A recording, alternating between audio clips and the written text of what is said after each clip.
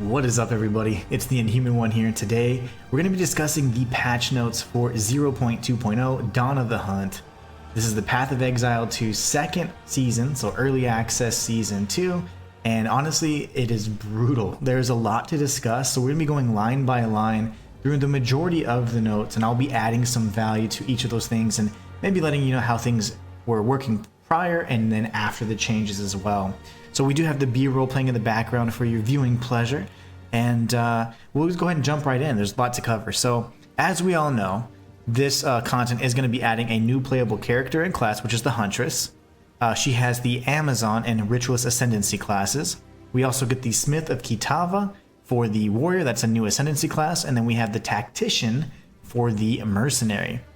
We have a Lich Ascendancy for the Witch, so that means that we have now 3 of the 6 starting characters that have now 3 ascendancies to pick from, and then we have the 2 new ascendancies for the Huntress, which is the new playable character. We have 25 new skills, primarily spear-based skills, and we have 100 new supports. That's of course referring to the support gems. That's of course in addition to what we already have, so the existing pool plus an additional 100 new support gems. They've also added 2 new item classes, which are of course the spears and the bucklers, which is the offhand smaller shield for the Huntress that she'll be using to parry. There's over 100 new uniques as well. And as I'm reading this list, as I get parched, I do want to thank my future sponsor of this video, Guinness, for keeping me hydrated during this long-winded review. It goes down great. Alright, so now that we got that out of the way, we have 8 new endgame maps, and these endgame maps pretty much provide new encounters and new rewards. We'll be going over a handful of them, but we saw a lot of them actually in the forum or discussion with the 2.0 release, or 0.2.0 release, Dawn of the Hunt, if you will. I'll probably call it 2.0 just for the sake of, because the extra 0, as we all know, it's still in early access, right? So the 2.0 update. There's quite a few maps, each of which have like their own objectives, and they offer unique rewards. Some of the things like the greater essences, the different rune types, now we have varying rune qualities. Those are all going to be things that you're going to see in these new maps. There are 12 rogue exiles, which is one of these unique encounters, and just so that you know, these rogue exiles are going to be really like kind of, I'd say, intelligent NPC characters that are violent. Obviously they're not good, and they will all have kind of their unique personalities, and if they're wearing unique items, those items will actually drop upon defeating them. Now if they defeat you, they'll just portal out and that's it, so you don't get a second chance at them. So every time that you face off with this encounter, you definitely want to take them out, especially if they have unique. So that's one of the new encounters that you're going to be coming across. The primary one, the one that actually ties directly to the Huntress, is the Asmiri Wisps, or Asmirian Wisps as they call them. And I'll read it word for word. It says, spirits that can be found throughout both the campaign and the end game. As you approach these wisps, they will flee, leading you past monsters. Any monsters it comes into contact with are infused by the spirit, making them more powerful and the spirit more rewarding. Let them get away for too long and they'll dissipate and return in the woods. Now, there are varying different classes of these Asmirian Wisps, and what they do is they essentially add like modifiers to standard enemies, depending on, you know, from the most basic standpoint. That's what they do. They make the encounter with the enemies more difficult. And once you defeat the rare enemy that the Asmirian Wisp kind of influences, or kind of possesses, if you will, then you get the reward, and that's the end of that unique encounter. There are many different types of wisps, some that, you know, guarantee you fighting higher tier enemies, some that guarantee uniques. So there's a lot of interesting things, and of course it has its own unique set of like rewards called talismans. Talismans are going to be socketable items, much like your runes or your soul cores. So this will be something that's introduced in the new season as well. So pretty interesting stuff. I really like that. We're also going to add 15 new socketable items, which we just talked about. That includes talismans and other types of runes. They've introduced the Twilight Reliquary Key. So I'll read this word for it as well. When consumed at the Reliquary Vault, a new area on the endgame map, it grants you access to a vault with a chest that drops a special foil version of a unique item selected by our supporters. They can contain anything found, or any unique actually, found in Path of Exile 2, though if the item selected is a pinnacle drop then only special keys dropped by the relevant content or that particular pinnacle boss will provide those items. The Twilight Reliquary currently has 453 options for foiled uniques that it can yield. So essentially, what that means is, fuck if I know, I have no clue what a foil thing is. I haven't really dealt with that myself. I have actually seen the vault near the ziggurat though, but I have no clue. Any experienced PoE players, I'd like to know what a foiled unique is. I actually have no clue what that is. As a newer person to the, I put in 700 plus hours in PoE 2, but I'm not an expert, that's for sure, not yet. Especially with the 10 plus years of content and experience that some of these other players may bring. So if you know what a foil is, please let me know. Essences can now have Val orbs applied to them, so you'll be seeing a unique map actually, or end game map as they call it, that has a series of rare enemies that are encased in the essence crystals, if you will, and you can actually Val them. You don't have to do that. You can simply activate them and then free them up and then face off with the boss, or you can actually use a Val orb to make the more unpredictable outcomes and of course greater rewards. So pretty cool stuff there. Ultimately, at the end of that particular map that I'm discussing, you'd be fighting a boss, which is like a unique tier enemy, and if you could even use an essence or a Val orb on him as well. So pretty cool stuff.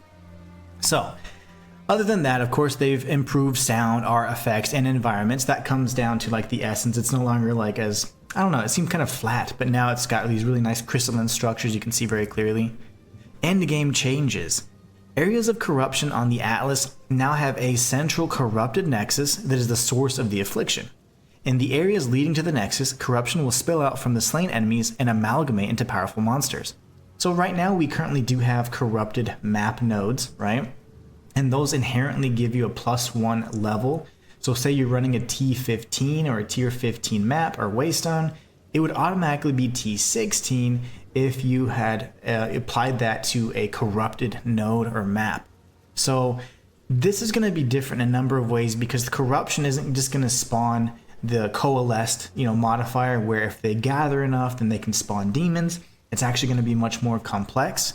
And what happens is the corrupted areas, specifically the nexus, if you beeline towards the nexus itself, which is the source of the corruption, you can cleanse the remaining map, so the corruption will no longer be there. However, the rewards are different. So if you're just going and clearing all the corrupted maps, heading towards the nexus, along the way, you're going to be getting those opportunities for unique drops, the new uniques, and all of that. If you actually go towards the nexus and once it's cleansed, everything else will pretty much be free of corruption, and what that means is that now you have a chance to get these new currency called fractured orbs. And the fractured orbs have a specific function which we'll go into a little bit later, but essentially cleansed maps won't really have the opportunity to drop anything other than currency. So you won't be getting corrupted items, you won't be getting uniques, you won't be getting equipment essentially from the cleansed maps. Those drops are kind of relegated to the corrupted maps as well as the nexus itself. Once it's cleansed, you're really only getting currencies. So you'll be getting increased currency drop rates, and of course the fracture orbs are now going to be available. So a huge difference in kind of the strategy that you want to use depending on what you're farming. If you're looking for currency, you want to beeline to the nexus, cleanse everything, and farm currency. If you want gear, you want to take on every single corrupted node before heading to the nexus. So that's just kind of a good strategy to use ahead of time. So upon reaching the nexus, as I just talked about, you'll be cleansing the source of corruption, and you can gain crystalline shards that you can use to obtain Atlas passive skill points. We'll be going over some of the changes to the Atlas here very shortly. A boss for each faction has been added, and these appear in the new corrupted nexus nodes or maps, if you will. Additional corruption monster factions have also been introduced, so not just the same demons that we've seen a number of times. Let's see. Corruption monsters have had their visuals and animations improved, and their skills have been rebalanced. Corruption areas no longer implicitly have +1 to area level, but are much more likely to have modifiers, and the modifiers can be more powerful. Some new corruption modifiers have also been added, so it's not just going to be the same. If you kill a lot of enemies in a small grouping, they combine and form demons. That's no longer the catch-all for corruption nodes anymore, because that was kind of boring. Cleansing a nexus will cause surrounding maps to become cleansed, as we discussed. And you have a new set of monsters, new rewards, and of course the fractured orbs that we discussed as well. The fractured orbs cause a random modifier to become fractured, and what it does is essentially locks one of the modifiers in place. So as long as you have a rare item that has at least 4 modifiers, you can fracture it, and one of those 4 modifiers will be kind of locked in, and it's considered fractured. It cannot be changed. So ideally, you want to fracture the right modifier if it's an excellent weapon, and then you can maybe try and chaos orb the others and gamble to see what you can get to get a better roll. So pretty cool currency there, in my opinion.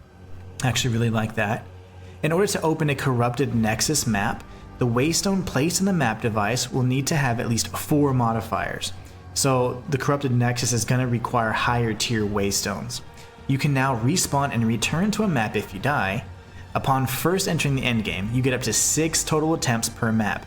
As you add more modifiers to a waystone, the number of respawns goes down. So essentially what that means is the higher rarity of the waystone that you use, from normal to magic to rare or what have you, that's going to decrease the number of respawn attempts you have. So as you increase in rarity, which is the only way to get more modifiers, you're going to be increasing the difficulty of the map, which in turn is going to reduce the number of attempts you have.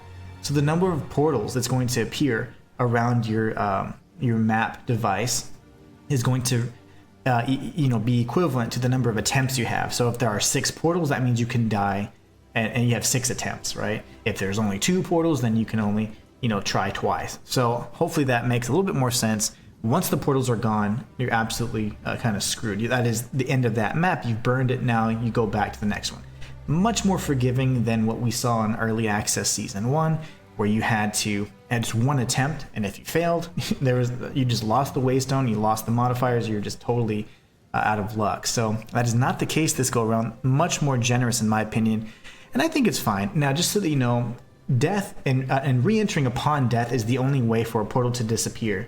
So if you only have one portal because you're doing a high rarity map, if you need to trade or if you need to come out of the actual map itself, you can do that with no penalty.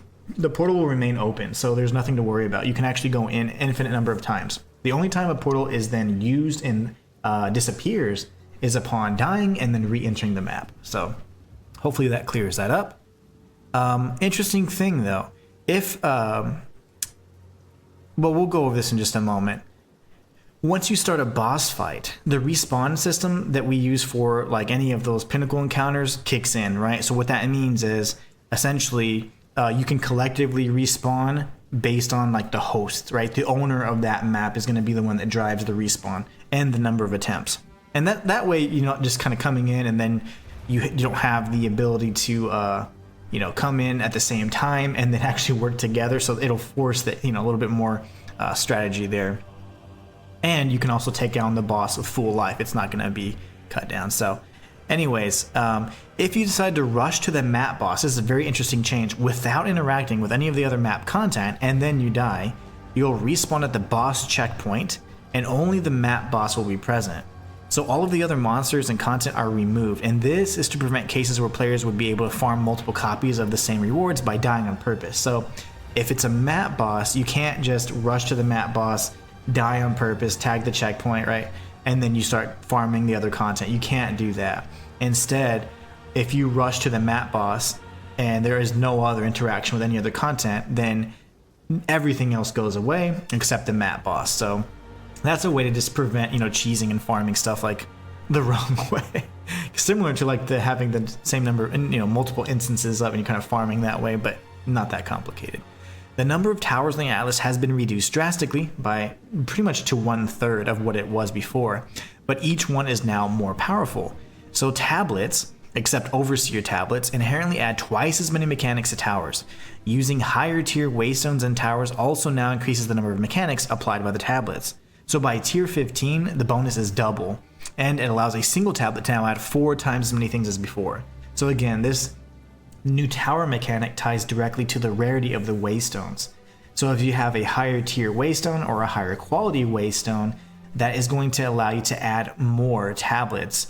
So essentially you'll be able to, have 3 tablets worth of slots in your one tower. So one tower as long as you complete it, say you complete it the one time with a normal, you only have one open tablet that you can use for your precursor tablets or what have you.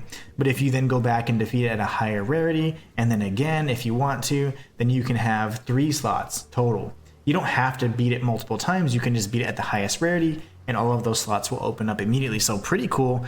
So essentially towers are much more powerful, but they're much less common. So they have bigger radiuses and all that stuff. You can use 3 tablets on one individual tower. You don't have to have so much overlap as we did before. Before, juicing an area was highly dependent on having towers overlapping certain maps. Now you don't really need that, which is, I think, fantastic. The tower maps in and of themselves, in my opinion, initially, in the very beginning, before the first big patch, it was all the same map. Then we had some more diversity. But now they've added even more content, so the maps and the towers themselves are much more meaningful. They even have their own boss encounters, so pretty cool stuff. As I discussed, we do have boss encounters. They all kind of have like a story-driven kind of encounter, which is really neat. The number of maps affected by tablets has been doubled on average, and now scales based on the map tier. So the better the map waystone, then of course the bigger the radius and effect you're going to have on surrounding and nearby maps. So pretty neat. Killing rare monsters required for map completion no longer has a chance to grant monster modifiers to the remaining rare monsters. So they also increase the chance for rare monsters to have 3 or 4 modifiers on maps, and this just means that they drop more items. This is mostly to compensate for the removal of rare monsters, granting their modifiers to other rare monsters on death. So because they don't, initially what would happen is if there were rare monsters and you defeated them, sometimes their modifiers would go to others, and essentially it'd be like maybe one of the last monsters would have a handful of modifiers, more than the normal or more than his peers, if you will, and then he would have the best drops. Well, now all the rare monsters in general can have up to 3 or 4 modifiers. So the more modifiers means better drop chance, better rarity items, better quality items, things of that nature. So you do want more modifiers, even though it makes it more difficult. It's more rewarding in turn. So a checkpoint now spawns when the last available optional content in a map has been completed. Extra content such as Breach, Delirium, Expedition, and Ritual now start spawning further away from the Ziggurat Refuge, so you have to kind of work towards that a little bit more, as opposed to just immediately having some of that content. For newer players, you can be like, what the heck, right? But there is actually some pretty neat changes that we'll be discussing that talk about these 4 type of encounters and how they're still meaningful even if you're using a lower tier waystone. So we'll be talking about that in a minute. But the way waystones have been obtained is actually redesigned. So essentially what they're going to be doing is sustaining waystone drops is going to be more reliable and less dependent on like random things like just pure drop chance, right? There's going to be tried and true ways, guaranteed methods to obtain waystones now. So sustain is not going to be driven purely by the Atlas and you investing points into it. There's other mechanics that are going to come into play. So here goes. Here's a few of them. Waystones can no longer drop at a lower tier than the map that you're in. So that was a big problem of mine, and it forced me to kind of learn the trade site, because during the first few weeks or so, when you're in end game, a lot of times you'd be running, you're doing your 10 tiers of each, and you're like at 5, tier 5 for example, but you'd be getting tier 4 drops and maybe just 1 tier 5. But then if you died or anything like that, you had to go maybe to the store, or you had to find a way to either farm lower and hope that you'd get the higher tier or not, and it was really difficult to do. It wasn't until they introduced the boss mechanics, or if you had enough points to invest into the higher tier chance waystone dropping, that it was a possibility. So sustain was very difficult, and that's no longer the case. Sustain is no longer really the problem. Getting to the next tier is where the challenge kind of comes into play, but we'll talk about that in just a moment as well. So waystones dropped by final map bosses will now always be 1 tier higher than the map you're in. So not only will waystone drop chance ensure that if you're running a T5 that you're going to be getting T5 or tier 5 stones, but say that you're actually facing off with a node that has a map boss on it, well, that boss is guaranteed to drop a tier of the next level. So if you're running a T5, and you've been farming enough T5s, and you beat the boss, now you have a T6. So now whenever you're ready to complete your little grind, you'll have enough maybe stockpiled so that you have a sufficient amount to go through. So I really do like that. Similar to how currently the map bosses will drop a guaranteed stone of the same tier that you're currently in. So T15, you beat the boss, you're guaranteed T15. So really like that. The final map bosses and final naturally occurring rare monsters at tier 1 maps have a 100% chance to drop a waystone. This chance scales down as you get into higher tier maps, but will still be guaranteed with appropriate investment into waystone suffix modifiers and through the Atlas passive tree. Natural waystone drops have been reduced to compensate. So you're not just going to be seeing them all the time, but the last monster, whether it be a rare monster, especially on lower tiers, or of course if you have a higher tier, your waystone chance adjusts as well. Then you're going to be able to guarantee your sustain. So it's a really nice way to do it there. So they removed chances for waystones to drop a tier higher from the Atlas tree and lowered the amount of waystone quantity available on the Atlas passive tree. So the waystone drop chance is reducing, I would say, randomly, right? So as a random drop, it's a lot less random. a lot less common and frequent, but you are guaranteed opportunities to actually obtain waystones. So I actually kind of like that. I enjoy having with the high tier, when you start running high modifiers or high quality waystones, you're pretty much guaranteed to get waystones. But unfortunately, in the current system, you're just not guaranteed to get the ones you need. You can get tier 4 or tier 5 and you're running T15. So very rarely do you get, the ones you really want. So you get the T15s occasionally, some T14s, you have to then reforge them, and it creates kind of like extra steps to sustain. But over time, especially if you're grinding enough, you have plenty. But this new system, I think, is much more efficient.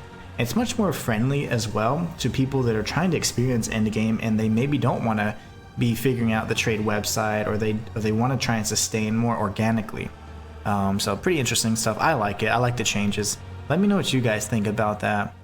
So we did talk about the fact that the tier higher Atlas passive is now gone. So sources of map boss have a chance to drop a waystone of the current tier or higher has been replaced by increased quantity of waystones dropped by map bosses, so they can just drop more, and hopefully, right, you'd get 2, right, of the next tier. That'd be kind of neat. So Doriani is now useful, believe it or not. Aside from just identifying items, he did sell waystones, but it was always at such a low tier, and he only had like a handful at any given time.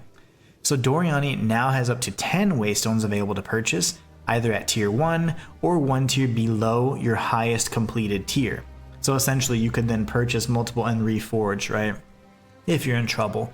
Overseer tablets now cause up to 2 to 4 maps in range to contain bosses, and before it was 3 to 7. So those overseer tablets that had like 6 and 7 maps being influenced by or having bosses was pretty rare, but now it's actually been reduced from only 2 to 4 maps. So that's something that you're definitely going to want to hit pretty heavy whenever you're working on your sustain. You want to target the overseer tablets and get a lot of boss nodes so you can farm up and have a healthy stockpile of waystones. So just a little tip there. The waystone chance granted by waystone suffix modifiers has been reduced as a result of the new chances to drop waystones. Makes sense. Unidentified waystones now provide 30% increased waystone drop chance instead of 30% increased quantity. I like to, it's about the same if you think about it. I don't know the math behind it, but it's probably about the same. The first 5 different unique maps you complete each now grant 2 Atlas passive skill points for a total of 10 points. So we talked about those new types of unique maps, not just the experience one, but all the ones with the crystals, and there's all different types. You have one that kind of revolves around like creating a monolith and all those things. Essentially, by completing the first 5 of those, you're going to get 2 Atlas points, and then you're going to continue to do that to get up to 10 points. There are now additional points you can get from the Atlas as well. So the Atlas passive tree now has even more points. Initially it had 30 points, now we have 10 additional points for a total of 40. So pretty good. The specialties of some maps have been adjusted to account for addition of Asmerian spirits. So the Asmerian spirits was the mechanic we discussed where the wisp kind of goes around and possesses different enemies, making them stronger, what have you, ending up with a rare enemy. And then after that, you get your talisman drop or whatever drops you happen to get. So pretty cool. They're going to have, of course, modifiers relating to Asmarian spirits across different tablets and what have you. Easy enough. Now, interesting thing here is that the Untainted Paradise map now has a 200 to 400% increased XP gain, whereas before it was previously anywhere from 150 to 300%. So they buffed that a little bit. I like that. Those are always those maps, especially when you're leveling, like, yes, this is important. And it turns out to be pretty nice. So a new crafting mechanic called Recombination has been added to Expedition. This is essentially where you're going to get, it allows you to select two mods on two separate items, and you hope to combine them on a single item. So essentially, as you select more mods, because you're trying to combine this set of mods and this set of mods, the chance of the success decreases. And if you're not successful, both items will be destroyed. So this is going to be unlocked after you complete your first expedition, and it requires artifacts found during the expedition to fuel it. So remember the currency that was absolutely useless, the broken circle artifacts, the little cups and whatever else, absolutely worthless, right? I have a whole tab full of that stuff. Well, now that's going to be utilized to drive your chance to succeed in recombining, or the recombination process. So pretty interesting. The tablet modifier that causes ritual favors in your maps to have 5 to 10% increased chance to be omens now has a value of 15 to 25%. So we're getting into some of the these, not only the modifiers, but also we'll be getting into the actual Atlas passive here before long. So the Overseer tablet modifier that causes map bosses to have a plus 10 to 20% chance to drop a waystone of the current tier now has values of 5 to 8%, so a little bit of a reduction there. Precursor tablet suffixes that granted additional base chance for random extra content now instead grant increased chance, and this does affect like existing items as well. So your precursor tablets that you currently have, they're going to have different changes on them, and so the ones that are currently there will be slightly modified to reflect these changes. The tablet modifier that provides increased rarity of items found in your maps now has a value of 10 to 15%, and previously it was 10 to 20%. So it's kind of been capped a bit. The tablet modifier that provides increased quantity of items found in maps now has a values of 3 to 7%, whereas before it was just 3 to 8, so a very minor change there. But the tablet modifier that provides increased pack size now has values of 3 to 7 versus 3 to 8, so another little minor cap there. And the tablet modifier that provides increased gold now comes up from 10 to 15%, whereas before it was only 5 to 10%. So more gold, yes. Tablet modifiers that give breaches in your maps increased monster density now give 4 to 6%, which is interesting because it was previously 5 to 10%. So the modifier that gives breaches open faster now has only values of 3 to 5%, whereas before it was 8 to 12%. So not only is monster density and breaches decreasing, but they're actually not opening as fast either. So the thing that I thought was really interesting is I believe that most people, including myself, were really preferential to, really preferred the breach mechanic. And I thought that was one of the best mechanics, not only because the boss was amazing, the encounters are just so exhilarating, and then of course the pinnacle encounter, the way to get to Zesht or the pinnacle boss, is just, it's insane. It's just really satisfying. Not only that, but it's also a great way to get that specific currency, including the splinters and whatever else, the catalysts. And honestly, if you have a pretty good rarity, you can get some nice currency as well just from a handful of these breach encounters. But I see, and we will continue discussing it, but they nerfed breach quite a bit. Am I still going to run it? Absolutely. But is it going to be a little bit less lucrative and a little bit less dense, a little bit less action-packed? I do believe so. Monster density coming down, as well as the breaches not opening as fast, is going to give a little bit of, kind of lean towards that direction, and we'll go over it even in more depth here. The tablet modifier for rare monsters having an additional modifier can no longer roll. So, interesting. The modifier in Simulacrum for rare monsters having an additional modifier no longer appears. And the various end-game quests that lead to the Arbor of Ash have now been consolidated into a single quest, so great. All bosses that are affected by difficulty in Simulacrum can now drop all of their specific unique items at any difficulty. However, rare uniques are even rarer at lower difficulties, and this also applies to the drop chances for reliquary keys from that content. So we talked about the reliquary chest and a bit earlier, which I have absolutely no clue. I know how to, if I get a key, I know where to go, but what's a foil? Someone explain that to me, damn it.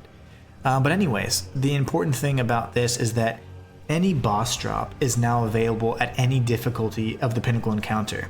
Of course, the most rare items that were previously something that wasn't even in the loot pool or the loot table at all, if you're at difficulty 0, because it was always difficulty 0 to difficulty 4.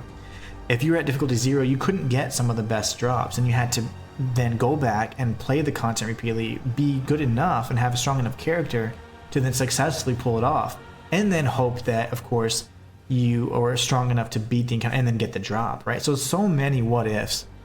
Now, people that may not be able to masterfully, beat the tier 4, difficulty 4 pinnacle boss in just a number of seconds, they still have a chance to get some of those rare drops. Whereas before, it was kind of, I would say, kind of walled off by a big skill wall there. So there was a wall that prevented the most skilled players or the least skilled players from the most skilled players. So they just weren't even able to have the same items unless they went to the trade site. But by then, a lot of those items that were with the highest and increased rarity for the pinnacle drops were so expensive because they were rare and they're harder to get.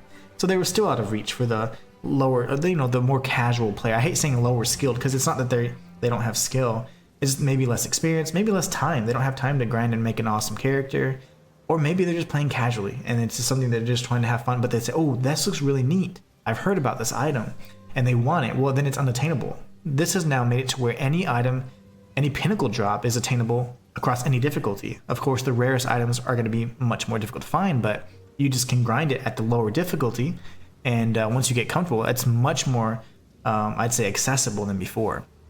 So essentially, because of these changes, right, they're estimating that pinnacle boss content is going to take roughly half the amount of time to unlock compared to before. In addition, pinnacle bosses have been made much easier at difficulty 0 as well, and essentially what happens is they have about half the health that they did, but they're not ruining the experience for people like me that enjoy a challenge. They still preserve the difficulty of difficulty 4 pinnacle encounters. Difficulty 0 is just much closer to, say for example, a T15 mat boss. So a T15 mat boss and a pinnacle boss, you typically are talking like maybe 4 or 5 million health difference. And then, but what happens is that was too much of a gap. So you're like, yeah, I can take on the bosses. Now you try a pinnacle boss for the first time, you die. It takes you hours and hours and hours to get the next key to make a second attempt. That's no longer the case. The difficulty 0 versions of the pinnacle boss encounters are much more, I'd say, much easier in the sense that they're not so much of a drastic change in terms of health pool and all that from the standard bosses. So I enjoy that as well. I don't mind difficulty 0, being like the baseline, and then of course you can increase the difficulty for those of us that do enjoy the challenge. So then one of my favorite parts, and the reason why I actually started just farming up the keys for the pinnacle content, was because I was afraid to lose XP or experience when I failed one of these encounters. So players can no longer lose experience from dying in Simulacrum, the Twisted Domain, Olroth's Arena inside logbooks, and the Crux of Nothingness or the Burning Monolith. That is every single one of the League mechanics and pinnacle encounters that you can find in endgame. So on the flip side of that, you can also no longer gain experience from killing monsters in the area, but honestly, you were never going for XP into those areas. You were actually going into those areas specifically for the boss drops, right? So now there's no penalty to dying other than, well, that sucks, I burned a key, let me go find another one, and let me go farm another one. People like me, I farmed probably a dozen of each kind of key so that I can, hopefully when I was like good to be able to just to farm it up, and I was able to experience most of the content. I never saw Olroth though, sadly. However, I plan on changing that this in Dawn of the Hunt. But I would like to mention that I really enjoy that because as I was then approaching level 96, 97, I started getting really hesitant and I was afraid to do the pinnacle content because if I died, then I'd lose that XP and I'd have to start the grind all over. Well, there is no XP penalty anymore, so that is absolutely my favorite change. And if you guys agree with it, let me know in the comments. If you don't like that change, explain to me why, and I'd like to kind of understand your thought process and why you would like maybe to be penalized for the XP. But I think the balance between the grind after 95 plus and then the XP, your fear of XP gain and preservation was too heavily weighted, and I almost didn't want to do the pinnacle content because I was afraid to I was afraid to lose XP. Whereas I really, before I was thinking, oh, level 100, I wanted to do the pinnacle content as much as possible. So now I can experience it, and hopefully we can fight and defeat Olroth, maybe together on stream. So this is funny, but in the Simulacrum Pinnacle encounter, they moved the location of the stash so that it's harder to accidentally start the encounter when you try and actually, access the stash. A lot of times the stash was situated immediately next to the familiar stranger, kind of whatever the name of the NPC is, and it was so hard to toggle between, and I had a lot of issues with that, especially on a controller. So they reduced the power of notables on the league-specific Atlas passive trees for acquiring logbooks, breach splinters, simulacrum spinners, and audience with the king. So essentially these notable, the notables, which are the nodes that you select to increase the chances of getting these farmable items, has been decreased. And that kind of sucks because audience with the king is already pretty rare. Breach splinters are pretty easy to come by. Logbooks are pretty rare as well. And simulacrum, honestly, you can get splinters relatively easily if you, instill the waystones, which is something that, it's a definitely, I'd say the best way to probably farm them. But the notables have been reduced, so now they don't have as much power to create a better chance at having those items drop or appear. And that does, in my opinion, I don't know why they went that route, because I guess they're estimating, hey, if they can get to the pinnacle encounters in half the time, we can reduce some of these drops. But I'd like to see kind of how they balance that. Delirium encounters and maps now reward one simulacrum center each time your reward type is filled. So essentially, we're going to be going over this as well, and this is where we talk about even at the lowest map tier, so map tier or waystone tier 1, you can still get breach splinters, you can still get simulacrum splinters, all those things that you could not get before. Before, the only way for pinnacle key items to appear was to be running pretty much 11 and up. So you had to be running a waystone that was tier 11 or higher to get those drops. Otherwise, you would not be getting any of the pinnacle currency, as I would call it. So that has changed, which I think is really nice, because yes, you have the casual player base now able to experience the content, and then for the more, let's say the more seasoned players, you're starting to collect that immediately, so you can then rush that content as quickly as possible. So I do like that. I like that quite a bit. Simulacrum splinters can now be obtained through delirium encounters in all map tiers, what we just talked about, with the amount scaling up per map tier. So the higher the map tier, the more simulacrum splinters you're going to be seeing. The base number of monsters spawned in delirium encounters has been reduced, and the number that emerge by touching fractured mirrors has been greatly increased. So that's coming up quite a bit. They also reduced the intensity of the fog, which I thought was pretty funny, because I can't see diddly squat. I almost said a bad word. The number of monsters spawned from breaches has been reduced. So again, not only do you have the map density or the breach monster density decreased, you have the number of monsters spawned from breaches being reduced as well. This is kind of the trend towards maybe nerfing breach a little bit. A higher percentage of the total number of breach monsters spawned are now spawned earlier in the encounter. So you know how normally like you have a handful of monsters, then you have to be running back and forth across the different things or circle around the ring. Most of the monsters actually, or a higher percentage of them, are going to be spawning earlier in that breach encounter, not towards the end, right? So they reduced the number of small breach chests found. And breach splinters can now be obtained from breaches in all map tiers, just like the delirium or simulacrum splinter, so very good. These also scale up as the map tiers scale up. So breach and delirium encounters are now considered complete when you open the clasped hand or the delirium mirror. So there's going to be a clasped hand or delirium mirror, and now that would be complete upon opening those items. That is now when it is complete. So that just means that, and I think they call it clasp hand, it's really just an open hand, but when you touch the item, it's going to be considered, okay, you've triggered that. So depending on the outcome, that encounter is now done, right? As opposed to like a different kind of trigger mechanism. So strong boxes now spawn slightly more packs of monsters and maps, which is good because honestly those have been kind of odd. And I think that in my opinion they spawn a little bit too far away. Sometimes they spawn in like an enclosed map. They might be in a far off room and you're waiting around like, hey, why hasn't the strong box opened yet? Hopefully they can have them spawn a little bit closer as well. But omens, this is a really great change for ritual, now always appear as ritual rewards in map areas. So you will always see an omen. there's a small chance for an additional omen to appear, and of course we saw that there's that notable that they increased the chance for an omen to appear, but you're guaranteed for an omen to appear. It may not be the best omen, probably going to be the little crappy ones, but that's okay. At least you see omens, right? Alright, so the vendors in the Ziggurat Refuge and those in your hideout now have level 65 items available. Before they had level 60 or level 70. It's supposed to be right at level 65, so it's corrected now. And if you exit the game while in an endgame map area, if you log back into the same character, it'll place you right back inside the map instance if it still exists. But if too much time is closed out, then you're going to have to go through the portal again or whatever. But alright, so we're going to go over some Atlas passive tree changes.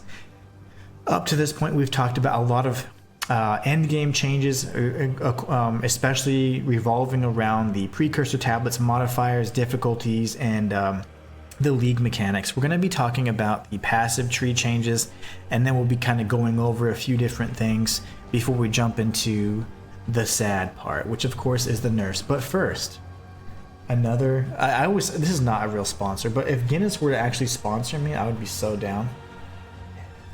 Anyways, gotta stay hydrated. Alright, so Atlas passive tree changes.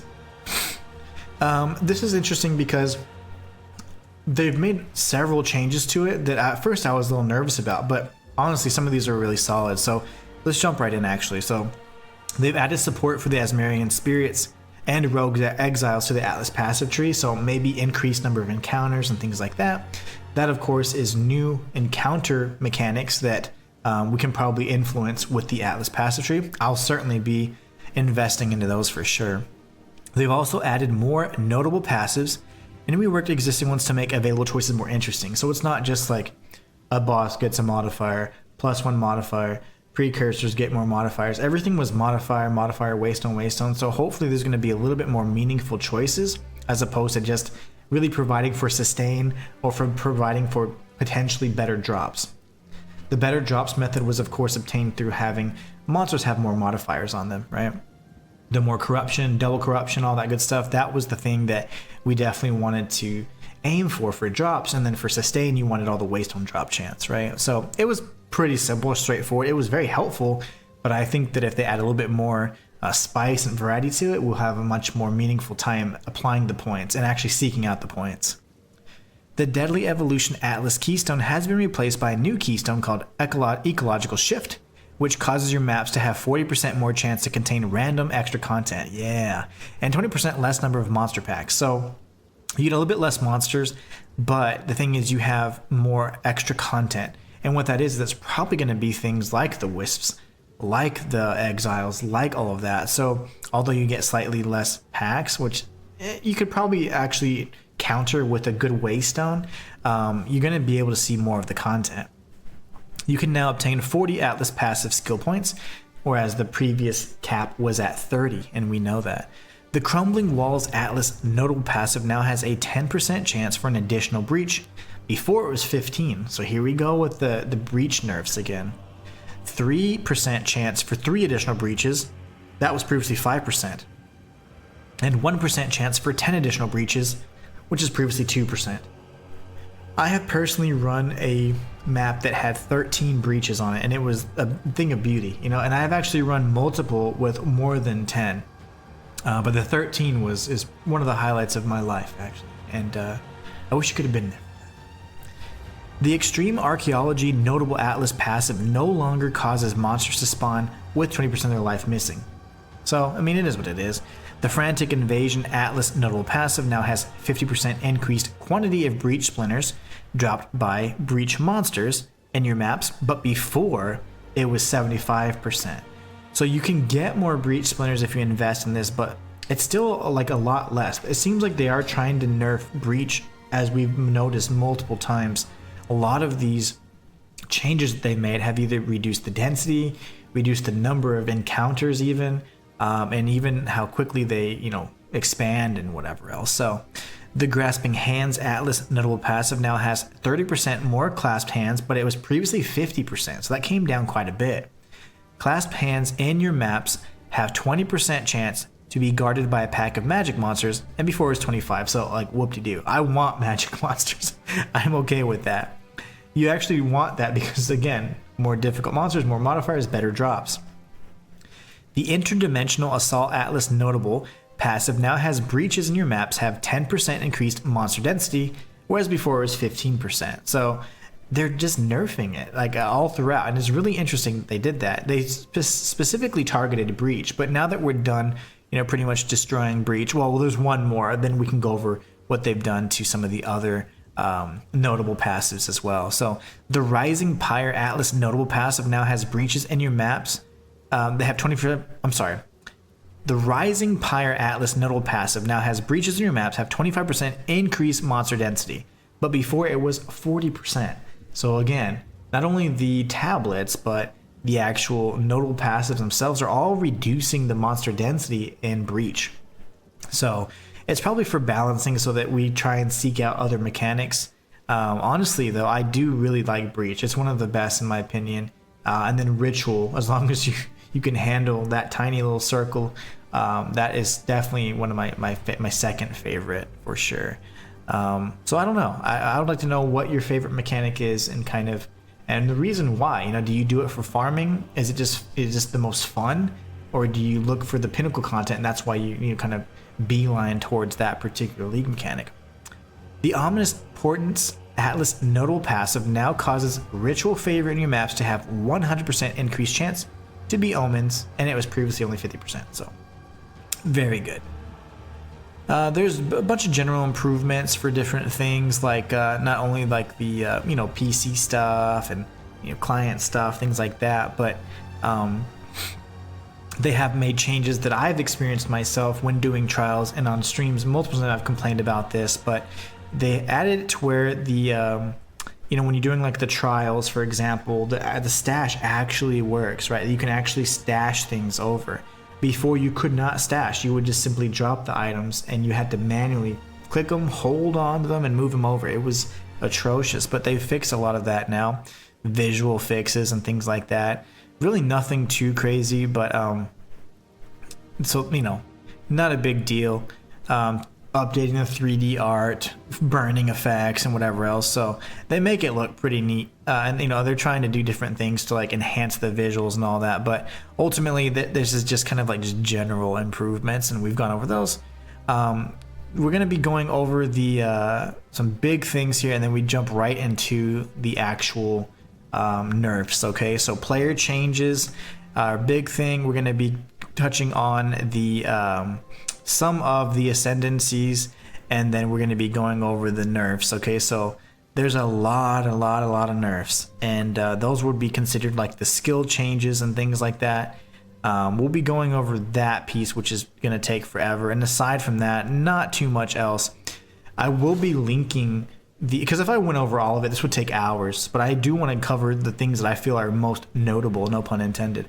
But I want to also make sure you guys have the ability to review it for yourselves. It is organized very well, and you can see kind of the sections that apply specifically to you and your characters. But I wanted to go over a lot of these things because, in my opinion, it's going to change the way every single one of our existing characters plays. So tomorrow, your current character, the way it plays, it may or may not even be possible. And I'm going to go over several examples of that. So some quick changes. The characters are now required to be at least level 25 to enter Cruel difficulty. And you have to be level 50 to enter endgame areas. Usually if you beat Cruel and then go in, you jumping into endgame, you're around level 60 to 65, so that's very, very easy to do. The player's base attack speed, while unarmed, is now 1.4 attacks per second, so that's been increased from 1.2. So things like Killing Palm, Shattering Palm, Staggering Palm, Hand of Trailer, all that stuff, they now have 25% less attack speed to compensate for this change. So you do have a little bit quicker base attack speed, but those particular skills were a little bit beyond that threshold, and so now because they were previously at having like 10% less attack speed, they have 25% less now. So this is something that's really killing me because I'm a monk main, and I also have a demon witch that are probably the more powerful characters that I have in my disposal in my little army. But this is something that I'm like, ooh, this might be really tough. I'd like to see how this kind of affects the way the elemental characters are kind of played. So freeze now builds up roughly 48% slower on enemies. And freeze for me was a pretty easy thing to attain. I had several nodes on the tree that you could spec into to increase the chance of freeze. I even sacrificed a few of those for some more critical chance, and I still was able to freeze pretty consistently. But it's now 48% slower on enemies, so it pretty much half as slow. So what that means is you have to try twice as hard to freeze the enemy as you did before. Pretty difficult, in my opinion, and I wonder, how much is that going to affect the way that we freeze and proc heralds and things like that?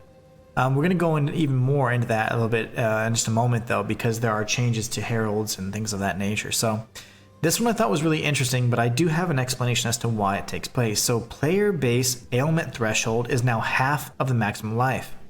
Previously, it was all your maximum life, but now it's only half. So your ailment threshold means if I get shocked, if I get hit by a lightning bolt, am I going to get shocked? If I get hit by a fireball, am I going to get ignited? If I get, hit by some ice, am I going to get frozen or whatever, right? The ailments now are going to be much more prevalent. So before, when you're in campaign, you really didn't have to experience that too much. You usually just died. But very rarely was it because of a specific elemental ailment that you got afflicted with or afflicted by. Now, because they've made some changes, you're going to feel the pain much more early. What would happen is you'd pretty much go through campaign, both standard and cruel, and then when you jumped into endgame, that was when charms actually mattered when they worked. So you would then be like, oh my gosh, I'm getting frozen, I'm getting stunned, I'm getting whatever else every 5 seconds. And you're like, this is very difficult and very different from what the campaign experience was like. Resistances mattered now. And so that's the interesting thing. They want to introduce how sucky it is to be afflicted by an elemental ailment early on so that you start speccing into those things. And it's not a surprise when you come to endgame. And I think that's good for pacing and also managing expectations, because the end game, having the all caps, was pretty much a standard that you needed, that you had to kind of find out if you were newer to the genre the hard way. And that was really unfortunate. But now it seems like you're going to know, you know what, I don't like being frozen or burnt or electrocuted. I think I want to have some defenses to prevent that. And charms and, of course, your resistances are going to be much more important now, because your ailment has been pretty much cut in half. So now whenever there's, it's called presence, right? So whenever an enemy is in your presence or anything is in your presence, that usually used to mean 6 meters. But that's been reduced to 4 meters. So now enemies in your presence have to be a little bit closer for certain effects to take place. Monster modifiers stolen from rare monsters, such as through behead support, have had the effect they provide to players adjusted to be more appropriate. I'm not sure what that means. I'm assuming that they can't get some of the wonky ones, but also it's probably modifiers that are going to be much more efficient and effective, right? You're not going to get a modifier that really doesn't have a good effect for your like siphons, flasks, or anything, right? Because no other enemies have flasks, right? So the cruel version of Candlemass's essence now provide 5% life instead of 8% life. So instead of getting the 8% increased health, it's only 5%. So they're reducing that as well. This is where the nerfs begin, okay, guys? And just prepare, because there's going to be certain things that are going to be like, this build is no longer playable. This build no longer exists. So what I say is, if you're watching this now, you watch the rest of this video, you like it, you subscribe, you do all that shit, and then you go to your Path of Exile 2 account and you play the character that will never be playable again. And you remember that moment, because tomorrow it's going to be gone. And I'm going to tell you several examples of characters that I have that will no longer be playable. They're pretty much rendered useless. So you have like a level 91 character that can't do anything. So fun stuff. The Worn Sandals Trial of the Sekima's Affliction now grants 30% less movement speed if you've been hit by an enemy, and it was previously 25% reduced speed. So you're gonna see more trending updates that make the trials even more difficult. A number of different things, even how certain interactions like with sentences work as well. It's all kind of geared towards, you're not going to cheat the honor system. Blocking a hit by raising your shield or parrying now gives you a chance to avoid accumulating heavy stun buildup equal to the chance you would otherwise have had to evade the hit. So essentially by blocking and parrying at the right time is going to be more useful now. Unified stun mechanics and terminology between players and monsters. So this is the one thing. They want the stagger that players suffer when blocking too much damage with their shield is now a heavy stun. So when you get staggered, that's just heavy stun. And players are still unable to be heavy stunned unless a mechanic specifically states otherwise. So very good. Players can no longer be light stunned while their shield is raised. I like that. Modifiers to curse effect have been changed to instead apply to curse magnitude. This means that they are additive with any other modifiers to the effect of the debuff on the target. For example, curse magnitude and slow magnitude are now additive with each other for temporal chains. So additive, typically not the best. You want it to be multiplicative, right? But that's just what it is. What can you do, right? Player created objects such as ice crystals no longer have a monster power value. I have no clue what that means because I'm gonna be honest, I didn't ever play sorceress much. And when I did ice with the witch, it was for a file that I didn't even use like skills on. So I had like 3 skills, period. So it was a very silly build that I was doing just for fun to play with some buddies of mine. So ice crystals can no longer apply on kill effects such as Herald of Ash and Trample Toe's Overkill. So bye-bye sorceress with Trample Toe. And of course, when you're trying to kind of add any kind of elemental effect that kind of contradicts the nature of the weapon. So ice, you typically have like chill or freeze or whatever, and you have, oh, maybe I can proc Herald of Ash with it if I add fire infusion. Well, you're not getting those on kill effects anymore, so that's pretty unfortunate. Ice crystals specifically, but players now have 50% more light stun threshold per time stunned in the past 4 seconds. There's previously 25% more player light stun because it was like 6 seconds, right? So it is what it is. That's fine. You have more light stun threshold, and you also can get light stun if you're holding a shield. Pretty good. Stun seems to have a lot of changes, and I imagine because the Roa, when you're riding the Roa and you get knocked down, parrying or abusing the parry mechanic and holding it too long, and maybe if they introduce some shield changes, those are going to have more meaningful like windows of opportunity. So you can't just hold endlessly, or you can't just spam parry endlessly. There's going to be consequences of that, and the consequences are stun, and stun really sucks. We're going to go over what stun does and what it means, and it's atrocious. It is terrible. So if you ever get knocked off your Roa and you survive, you should probably pat yourself on the back and take a picture and hang it on the wall, because it'll never happen again. It's going to be one of the most rare occurrences. If you get stunned, you're probably going to die. So your heavy stun bar now doesn't start emptying until the heavy stun animation has finished. So initially it would already start once the heavy stun started, right? So it's like, oh, you're getting it back while you're stunned. Well, it doesn't start emptying until the heavy stun animation is finished. So that is really unfortunate. You'll be stunned for a longer period of time. So the heavy stun duration now is 3 seconds, whereas before it was only 1 second.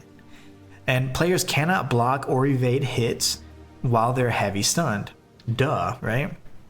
Critical weakness, stacks now track duration individually rather than refreshing the duration of all stacks when a new stack's gained. So it does track them individually. You kind of can't mesh them all together and get that nasty, nasty critical weakness number.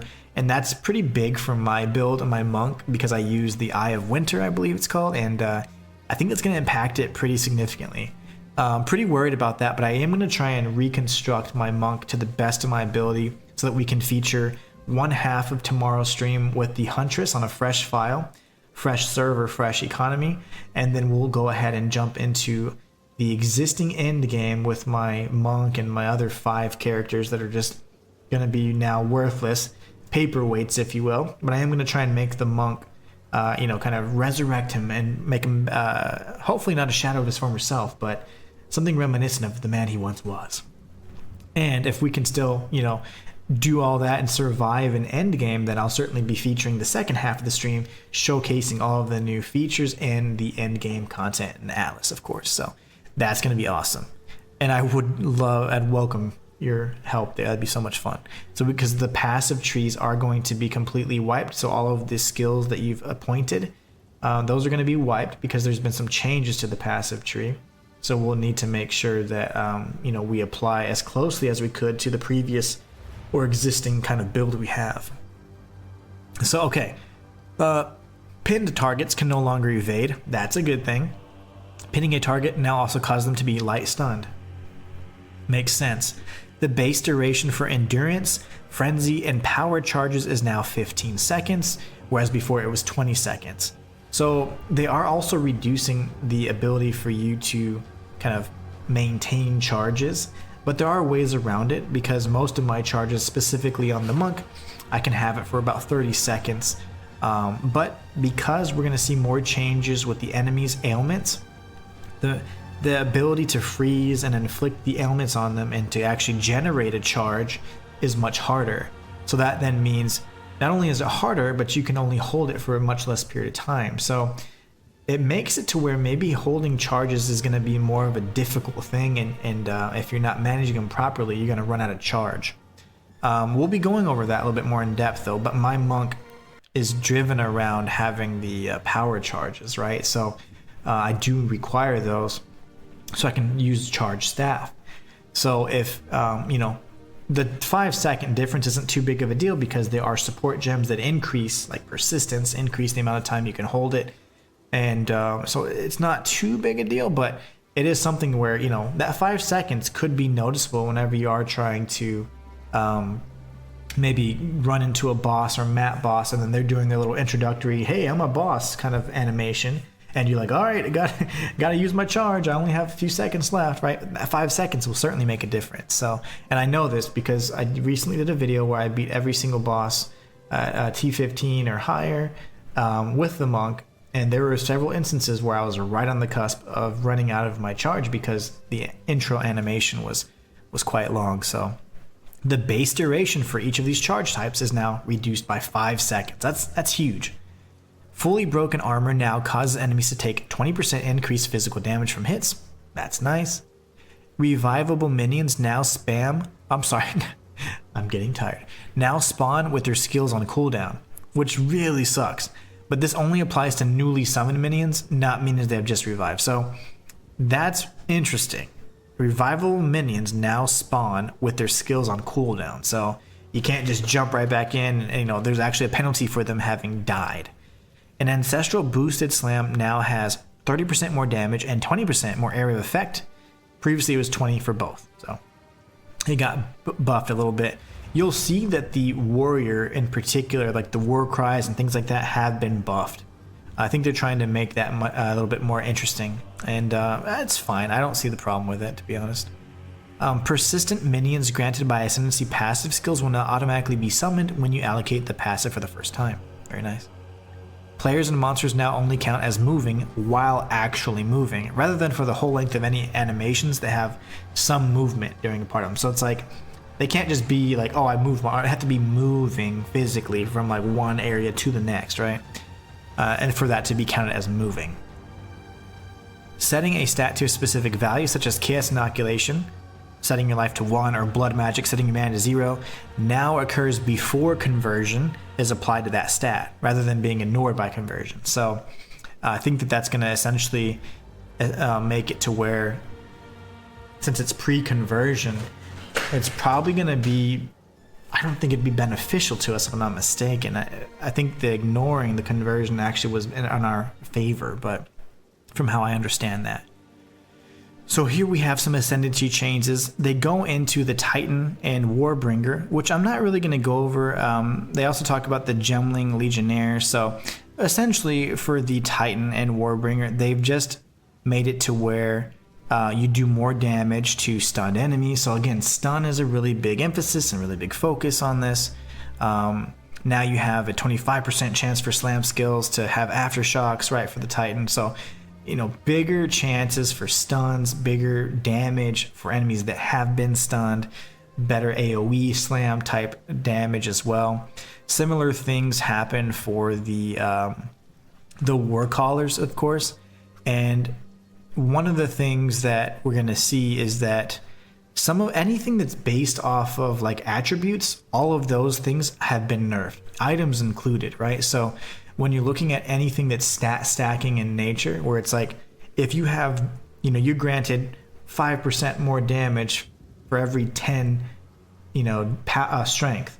Well, now it'd be 5% more damage for every 20 strength, right? So they've made it to where not only is the amount that you're getting more difficult to obtain, but the effect is going to be much less and much harder to actually abuse. And stat stacking, attribute stacking was one thing that I know that was going to be nerfed. Pillar of the Cage God was just one great example of that. Essentially, it's just a way to avoid any kind of build diversity because all you're doing is going for stats, right? They want to avoid that and have to where it's much more diverse. You're exploring the different build types, the different skills as well. So stat stacking and attribute stacking is all but dead. And you'll see that as we discuss a few more changes. But you'll see that those changes in particular are going to be reduced. And a good example of that is with the Gemling Legionnaire. The enhanced effectiveness ascendancy now also grants 20% less attributes, right? So again, it's going to hurt any there, right? Anything that is regarding the like the +1 level to skills and things like that, again, like I mentioned, that's going to be plus 5 more damage every 10 power. It's now +3 damage every 20 power, that kind of thing. So they go over a few minor changes with the Witch Hunter and specifically the shield, and then really the Ranger didn't have too much changing for it. So the Pathfinder specifically did, but the Deadeye had almost nothing. So we'll read that really quickly because there are a few buddies of mine that play that build. The Thrilling Chase Ascendancy for the Deadeye now provides when you consume frenzy charges, you count as having consumed twice as many. Previously, as a 50% chance, and it was described a little bit differently. So they've just kind of made it to where it's 100% chance, and it's not as confusing.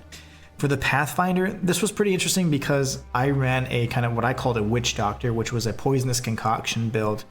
It seems like they've changed it quite a bit to where now we're not only dealing the chaos damage, but it's actually more geared towards physical damage, which it really sucks in my opinion, because physical damage, it's great, but you always want to have that extra element in addition to your physical. And so that's what I was a little concerned about, but we'll go ahead and read it so you can see. This is for the Pathfinder. The Running Assault Ascendancy passive. This skill now grants 50% less movement speed penalty from using skills while moving, and it was previously 30. So now it's 50% less movement speed. And now that particular skill has been swapped from a location perspective on the passive tree with Relentless Pursuit. The Connected Chemistry Ascendancy passive has been removed, and Enduring Elixirs is no longer a prerequisite. So you're not going to see that anymore. And they added a new multi-choice Practical Remedies Ascendancy passive skill that provides the ability to allocate Grounding Stick, Dowsing Vial, or Thawing Campfire, which essentially, respectively, is immunity to shock, immunity to ignite, and immunity to freeze. So you can choose any of those, and you would then have the immunity to any of those elemental ailments, which that's going to be pretty important, especially now that elemental ailments have now been so much more, they've been enhanced in every way. They've been much more present, they've been much more problematic, right? So that is one direct way to address those, as opposed to using charms, right? So they also added a new Sustainable Practices Ascendancy passive skill, which provides 30% of evasion rating. And okay, so it provides 30% of evasion rating, which also grants elemental damage reduction. So this does require that node Practical Remedies, though, to get to it. So anyways, for the Acolyte of Chalupa, they have a few things that they actually buffed it in several ways. The only thing that they did to hurt the Acolyte of Chayula was that they made it to where during trials, darkness no longer precedes the damage taken from the honor. So instead, it bypasses darkness and goes straight to honor. Which I think is more fair, to be honest. But let's go ahead and read. This one's really short. And I love monks, so it is what it is. I'm biased. The Embrace the Darkness Ascendancy passive skill now provides +8 to maximum darkness from 5. It was only up to 5. Now it's +8. The Ravenous Doubts Ascendancy passive skill no longer provides Mana Leech is instant. Instead, it now provides Mana Leech recovers based on other damage types as well as physical damage. So you're not going to get that instant leech anymore. It's probably going to be scaled based off of how much damage you're doing and the different types of damage you're doing. So the more variety, probably the better. Honor lost during the trial of the Sekimas is now taken before the Acolyte of Chayula's Darkness. So now we go into the Invoker. That was really the only nerf. And Protect Me from Harm Ascendancy passive skill now provides 50% less evasion, whereas before it was 40%. So that's pretty hefty. The Lead Me Through Grace Ascendancy passive skill now provides 1 spirit for every 8 energy on equipped body armor, when it was initially 1 spirit for every 6. It also gains 1 spirit for every 20 evasion on equipped body armor, when it was before 1 spirit for every 15. So I'm going to tell you right now that my monk will not have sufficient spirit to have all of the heralds and all of those different things equipped anymore, because that little change alone now makes it to where I don't have enough spirit for certain skills. And that's unfortunate. These persistent buffs are pretty important. You know, you have the Grim Feast, you have Wind Dance, or things like that for defense. And then, of course, you have the Heralds for offense. Well, the spirit conversion has now reduced so much that I'm probably going to be shy at several points. And it might even be like, do I have to then go for that unique that they mentioned in the forum discussion for 0.2.0 or Dawn of the Hunt, where they actually featured a monk. And the monk had this chest piece on that granted all 3 heralds and also granted elemental resistances. It's like, do you use that, and that way you can free up the spirit, and then you just have to figure out your resistances from there, or what? So interested in that. Also, you know, I would want to know, how do I get that unique? Is it a random drop, or is it a pinnacle boss drop, or how does it kind of fit into things? I don't think it's pinnacle because I would know about it from the existing encounters, but I feel like it's a random drop, so good luck finding that, right? But something that I really would want, and I think that would address the spirit reservation issue with that nerf. That nerf's huge, and that is honestly one of the most important nodes that a monk, invoker monk specifically, can have. So really am concerned about that one, but let me know how you guys plan on kind of addressing that issue, how you plan on countering it. My counter is finding that unique that I think Jonathan was discussing. So anyways, the Elemental Expression skill granted by the And Scatter Them to the Winds Ascendance passive now deals 40% damage at all gem levels. So good amount of damage. I don't mind that, but honestly, there's a lot of things that kind of go against those builds now, and we're going to be talking about a few other things as well. One thing that I was most concerned about when it pertained to the Witch was the Demon variant, which is the Infernalist, and I'm going to be going over that. For the Blood Mage, they only had 2 changes.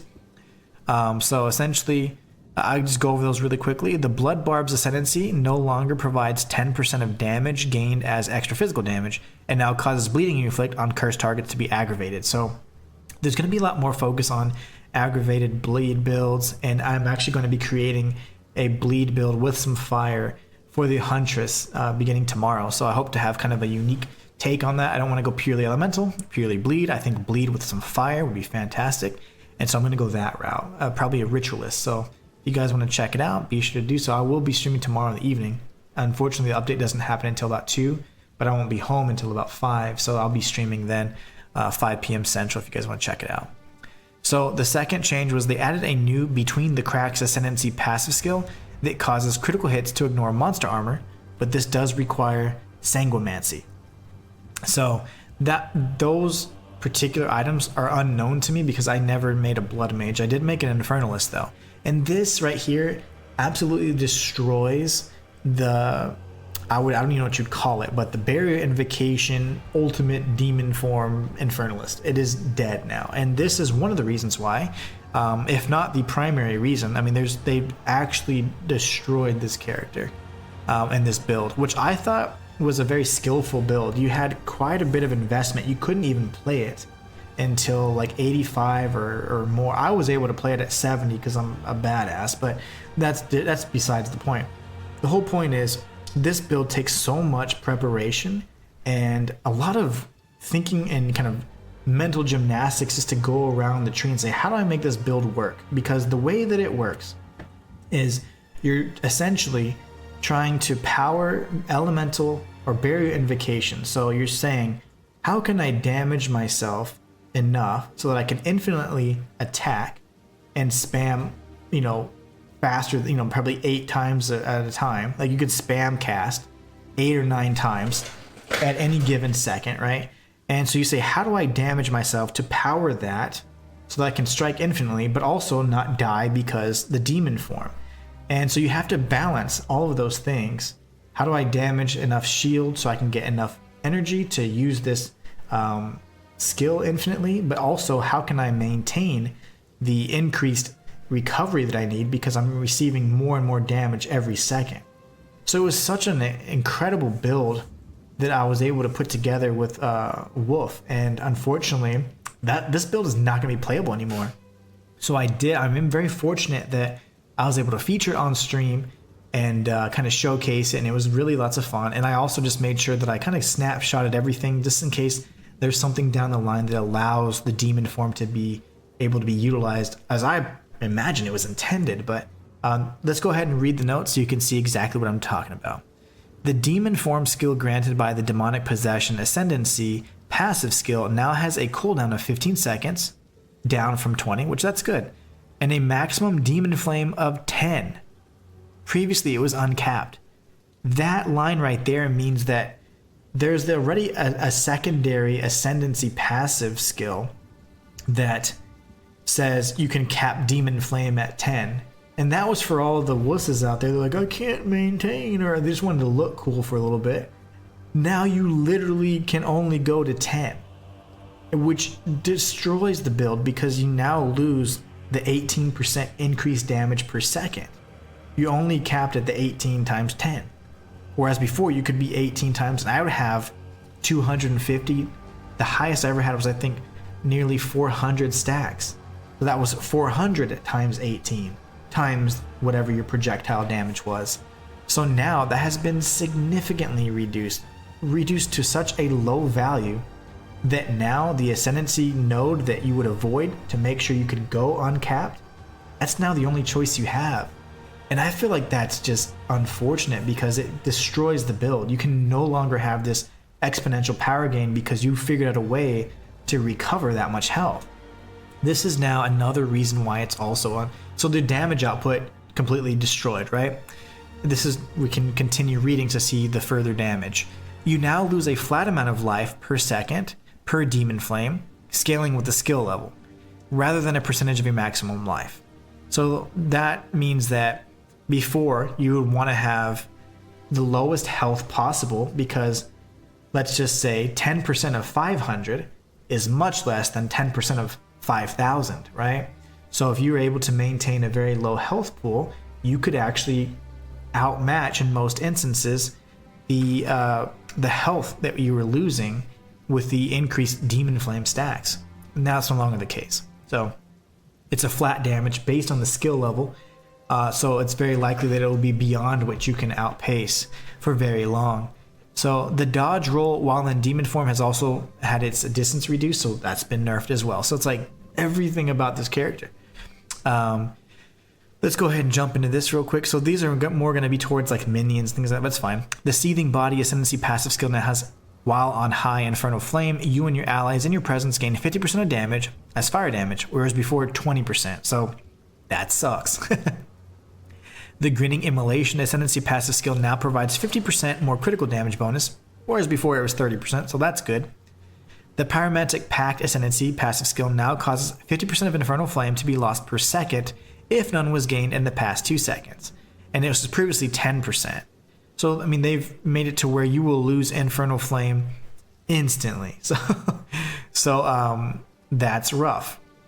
Again, another reason why, and Infernal Flame is of course needed for that build that I was discussing, so it wouldn't have been a problem because you're spamming the skill, but you're spamming the skill only through the Barrier Invocation, which is a skill that we're going to be discussing that they nerfed to the dirt. So unfortunately, the ultimate demon form, infinite demon form, whatever, is dead. It's a dead build. But anyways. Good times. It was a good time. It was fun while it lasted. The Bringer of Flame Ascendancy passive skill now causes all damage from you and your allies in your presence to contribute to Ignite chance and Magnitude. Instead of providing while not on low Infernal Flame, all damage from you and allies in your presence contributes to Ignite chance and Magnitude. No longer requires Pyromantic Pact. So they talk about the Hellhound no longer causes 20% of damage from hits to be taken from your Hellhound life before you. So that's interesting. Now it just, damage goes directly to you. The Master of Darkness Ascendancy now grants Demon Flame has no maximum. Wait. So was that what they changed? Previously capped at 10. I didn't read that before. Master Darkness now has Demon Flame has no maximum. Okay, well, let's just put it this way. The fact that they've changed the other things about Demon Flame, first of all, being the flat life per second, that's going to be rough. It's going to be really hard to maintain. I'm interested to see if it'll be possible to have a demon form that can remain for more than a handful of seconds. But we'll see. That's going to be interesting. So maybe there's life in her yet. I did not read that correctly when I went through the notes this morning, so my apologies, but the Master Darkness skill grants Demon Flame has no maximum. I like that. So there you go. That is a possibility then. The Small Mana Ascendancy passive skills now provide 3% increased maximum mana, whereas before it was 4. After allocating the Pyromantic Pact Ascendancy passive skill, you will now have at least one maximum Infernal Flame, even with 100% reduced max mana. That's good. And then this is just kind of interesting. So using Blink in Demon form now plays an appropriate animation instead of just landing to Blink. So interesting thing there. When it comes to the Chronomancer and the Stormweaver, those were not builds that I actually used. I never played the Sorceress a single time. I made multiple builds across all the other characters, but I just never got to the Sorceress. And I think it's a great character. I just never got to experience it. And honestly, my personal playstyle, I just wasn't very interested in that particular build. But they do have a few notes on the Chronomancer and Stormweaver. I'll leave those to you for those players out there that do enjoy that playstyle to go ahead and take a look at. But the next changes that are present that I'm not necessarily going to discuss are passive skill tree changes.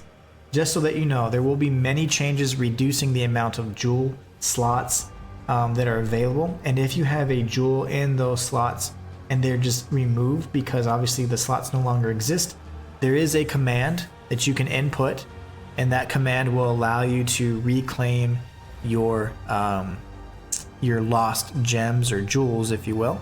So I'll be going over that as soon as I find it. But aside from that, though, the other changes are just moving some things around, preventing some notables from being instillable even. And so I just thought it was really interesting that they're doing that. But it is something that, we need to be prepared for. But let me search really quickly for the chat code you can input. All right, so if for whatever reason the jewels and the sockets are removed, you can just input /reclaim jewels as a chat command, and you'll be able to get those right back. So interesting. A lot of the other things honestly have either increased the damage that you take or decreased the amount of evasion you get, or essentially it's all kind of nerf, and spaghettifications reduced significantly. So like anything stacking, of course, is being chopped in half. It's just interesting that they actually went to nerf things so hard, but there's quite a bit of changes that are, in some ways, I would say they're significant, but there's just a lot to go over.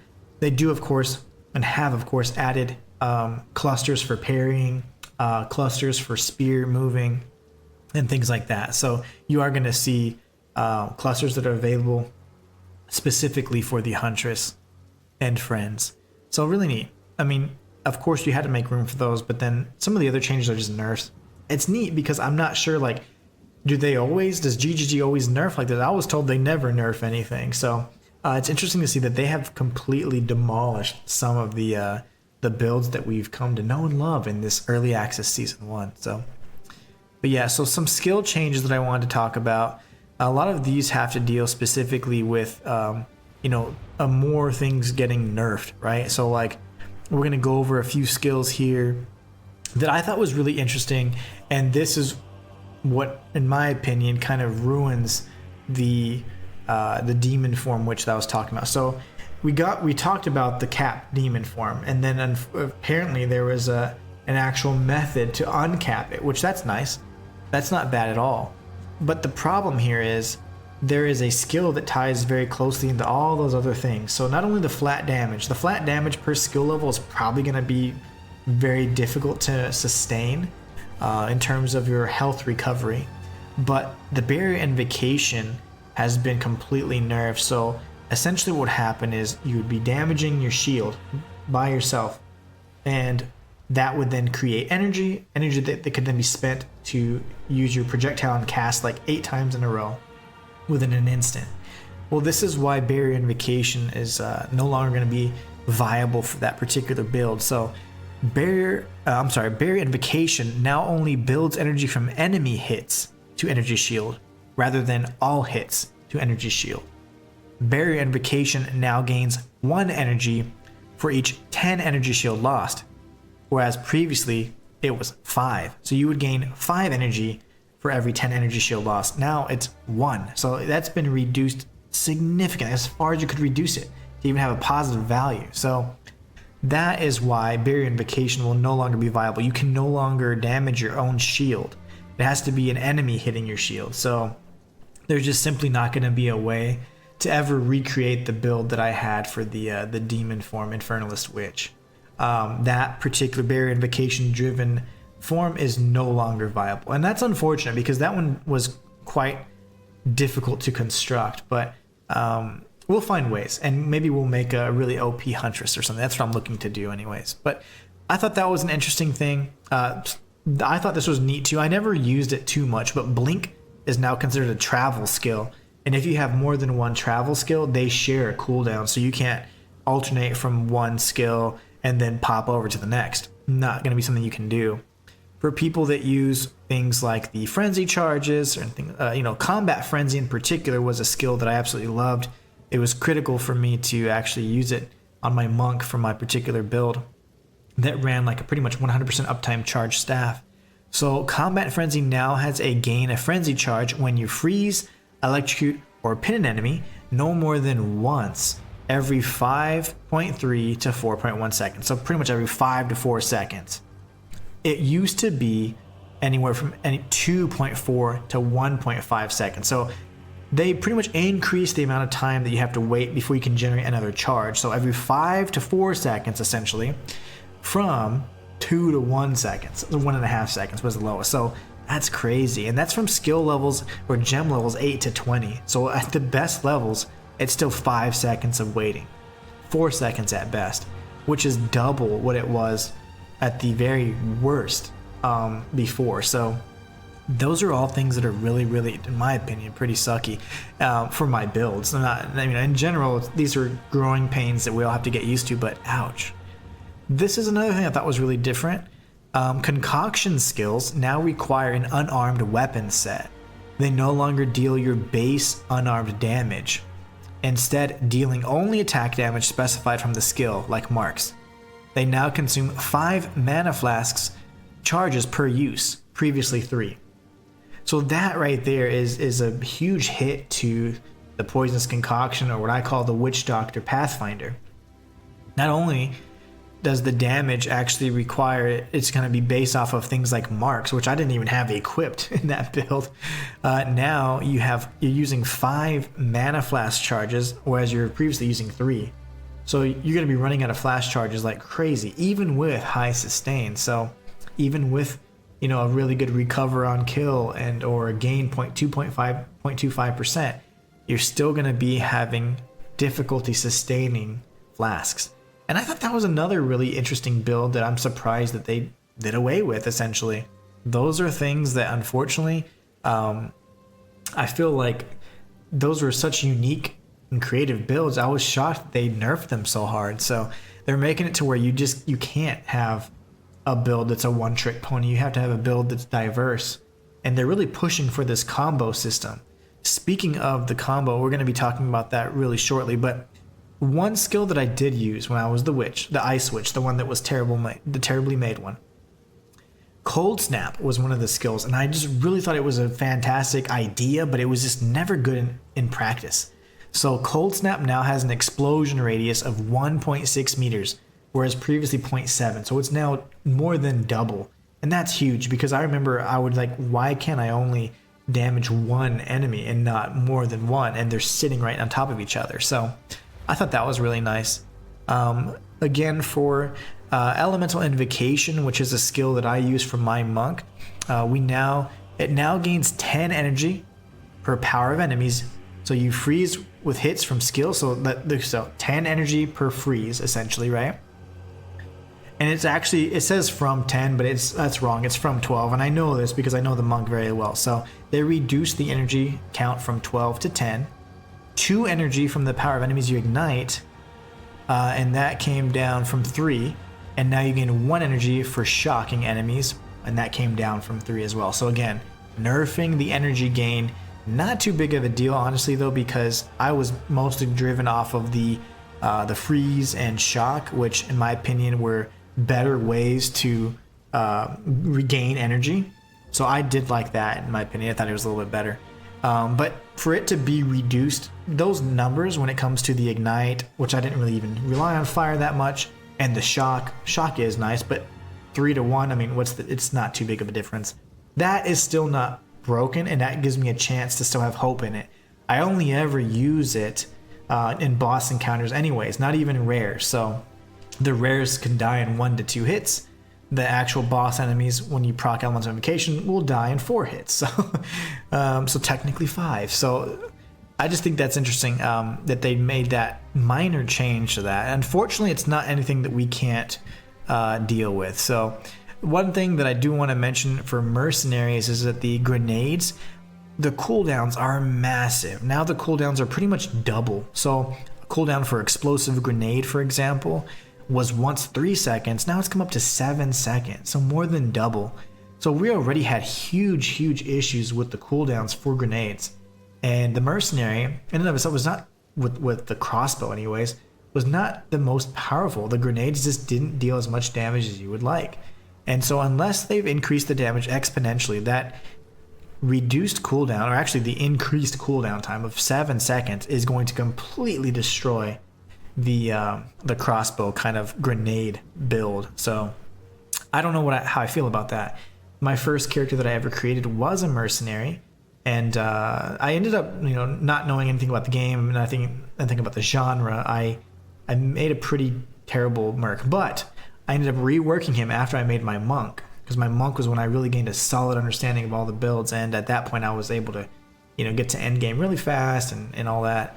I reworked the mercenary, and again, it was more driven by heralds and things like that. But I did use the crossbow, so I hope that they haven't completely removed the crossbow from the meta, but I hope that the grenades have increased in power, because I saw nothing of that in the notes. I saw the cooldowns increase, which was a little concerning. So another skill that I used for the monk that I found kind of interesting, a little note that I did want to talk about, was the Eye of Winter. And so it now gains 75% of damage as damage of the corresponding type when passing over an elemental ground. Before it was 50%, so that's great. But I never felt that it worked. I never felt that it actually worked, but I think the reason why is because it does say this. The skill also no longer incorrectly states the projectile applies the passed over ground effect to enemies. Okay, there you go. Well, I explained it. I thought that's what happened. Never mind. The good thing is that they didn't remove the critical weakness thing, aside from the other change we saw earlier, it's tracking individually now, but Eye of Winter is critical to my 20 million DPS monk. So I really hope that they haven't I hope that still works as intended anyways. But anyway, so the list goes on. It goes on, and honestly nearly everything that they list is in some way nerfed. And if it's not nerfed, then they make it dependent on another stat or something to that effect. So it's really I don't know, it's scary, because I have no clue what the strongest build's going to be tomorrow, and I have to create a huntress that's going to hopefully be able to kick some ass end game, right? So let me read this because I thought this was pretty interesting. The Grim Feast can no longer be engraved in the gem cutting menu. Existing Grim Feast gems have been disabled, and it says we aim to rework Grim Feast in the coming future. So Grim Feast is dead. If you have Grim Feast in your character, it's disabled. You can't even cut Grim Feast anymore. And that is huge because Grim Feast, in my opinion, although many people were working towards Energy Shield, that's only because in general, health was never sufficient. You never gained enough health to have a nice tanky health pool. And if not, you had to use mana as your secondary line of defense. And so that was really weird. So instead, Energy Shield was a good way to do it. Even if you had a decent amount of Energy Shield, you could then at least activate Grim Feast, spec into Grim Feast or slot it in, and then you could double whatever you had. So if you had, I only have 1,000 Energy Shield. Well, now you have 2,000 Energy Shield, you have 3,000 health. You're looking a little bit better. But unfortunately, it's just not the way it is. They have completely done away with Grim Feast, which in my opinion is a shame because Grim Feast is the way that any Chaos Inoculation build is supposed to survive. So, I mean, you just have to have high base Energy Shield. So I have no clue how a character is going to survive that has Chaos Inoculation, that hasn't spec'd entirely into Energy Shield. So if you have any hybrid class, Evasion, Energy Shield, they're just not gonna be, you just can't do it anymore. Because Grim Feast will not double your shield. So honestly, I think that what they should have done is you should have had some decay over time with Grim Feast. So maybe upon taking a hit, now it starts decaying, or maybe after a certain period of time, it starts decaying and reducing over time. And maybe it wasn't double the shield, maybe it was just, I don't know, 50% more or whatever. But I think that it was perceived as being abused, and unfortunately, it's now dead. So most of my builds have Grim Feast in some way, and in my opinion, there was never beyond anything that was reasonable. It was only just enough to survive. And so, like, my Witch had absolutely no Grim Feast. My Ranger had like 2,000 shield, so it would come up to 4. My Monk had Chaos Inoculation, so I had 1 health and 3,000 shield. So having 6,000 shield made sense. I wouldn't get one shot unless I was fighting a Pinnacle boss. That made sense. But now being reduced to 3,000, it's completely broken. And so that's one of the biggest changes that I'm like, that doesn't make me very happy. What are they doing they're nerfing Energy Shield, right? So what are they doing to make health better? Or other lines of defense? Like, I don't want everybody to be parrying. What if you have a two-handed weapon? How you can't just immediately slot in a buckler and start parrying everything. So I don't know what the answer is to that, but there's going to be a lot more dying because you can't really have hybrid builds anymore. You have to spec purely into Energy Shield if you're going Chaos Inoculation, and that sucks. But anyways, Herald skills with attack hits now properly state their hits cannot be evaded. It's not a functional change, just a descriptive change. Herald of Ash's explosion radius has increased to 1.2 meters from 1. Herald of Ash quality now provides an additional plus 0 to 5 of overkill damage, and it contributes to the base ignite damage instead of the previous ignite surrounding enemies if overkill damage is at least 0 to 2%. So that apparently that was actually like a bad thing. So apparently so. Herald of Ice's explosion radius is now reduced to 1.6 from 1.8. Herald of Plague, this also ruins the Poisonous Concoction build. Herald of Plague now requires a martial weapon, making it consistent with the weapon and restrictions of the other 3 heralds. So that really sucks because now you can't really get the benefit of a plague type build or a poison type build unless you're actually using a martial weapon. Poisonous Concoction is not a martial weapon, so it's considered a projectile. It's not a weapon at all, so it's actually really sucky. So again, they just kind of destroyed any build that was successful. They just said nope, and they've found ways to just cut their feet out from under them. Like whatever that defining trait or quality was is gone now. So, and then of course I thought they were going to talk more about the heralds, but it says Herald of Thunderbolt's impact radius is now 1.4 from 1.6. Okay. Interesting thing though is at no point in time did it state that you can't activate a double herald. And it makes sense because I saw some claims like that on social media, but then I saw the armor that I talked about with the monk. And that monk, it's not necessarily a monk armor, but the armor that the monk was wearing had the 3 heralds, and it innately had that built in. That was like kind of the implicit skill. And I was thinking, well, what's the point of having the heralds if they can't proc? Now, my understanding was that that you couldn't use like lightning infusion on Herald of Ice and cold infusion on Herald of Thunder.